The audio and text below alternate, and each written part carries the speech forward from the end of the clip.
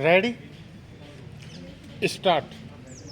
महोदय, भारत जैसे बहुभाषाभाषी देश में जहां विभिन्न भाषा परिवारों की 1652 भाषाएं बोली जाती हों, अष्टम सूची के अनुसार भी देश की 18 प्रधान भाषाएं हों, खान पान, वेशभूषा, रीति रिवाज आदि की दृष्टि से भी एक प्रांत दूसरे प्रांत से बहुत भिन्न हो, वहाँ देश की अखंडता को बनाए रखने के लिए सबसे अधिक आवश्यक यह है कि संपूर्ण देश के नागरिकों का वैचारिक स्तर पर आदान प्रदान हो, सांस्कृतिक विनिमय हो, एक दूसरे को समझाने सराहने की चेष्टा हो। जहाँ संपूर्ण देश की भाषा एक हो, वहाँ तो शायद उस एक राष्ट्रभाषा से यह संभव भी हो सके, किंतु भारत जैसे विशाल तथा विभिन्न संस्कृतियों और विविध भाषाओं वाले देश में अनुवाद ही सबसे सशक्त माध्यम है जो संपूर्ण देश को एक सूत्र में बांधे रखने में सहायक हो सकता है। द्विभाषिकता का महत्व भारत में प्राचीन काल से रहा है। आज भी भारतीय जनसंख्या के सांख्यिकीय आंकड़े यह बताते हैं कि भारत में द्विभाषियों का प्रतिशत काफ़ी ऊंचा है। कहने की आवश्यकता नहीं कि सभी भारतवासी सामान्यतः हिंदी या निकटवर्ती प्रांत की भाषा को दूसरी भाषा के रूप में प्रयोग करते हैं। हिंदी भाषियों के मध्य हिंदी का प्रचार शिक्षा, व्यवसाय, जनसंचार, फिल्म आदि कई कारणों से हुआ।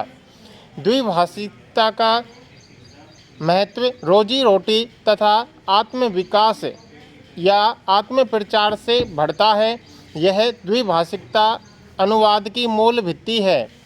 एक व्यक्ति अपने भावों व विचारों को दूसरे तक पहुंचा सके तथा दूसरे की बात स्वयं समझ सके, इसीलिए वह दो या अधिक भाषाएं सीखता है।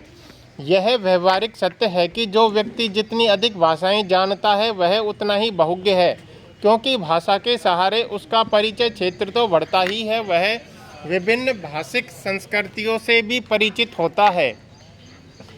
चाहे देश भौगोलिक दृष्टि से छोटा हो या बड़ा, शक्तिशाली हो या निर्बल, धनी हो या निर्धन, संश्लिष्ट अंतर्राष्ट्रीय राजनीतिक स्थिति को समझने के लिए दूसरे देशों की साहित्यिक, दार्शनिक, वैज्ञानिक स्थिति को समझने तथा उनसे लाभ उठाने के लिए उसे अनुवाद का सहारा लेना पड़ता है।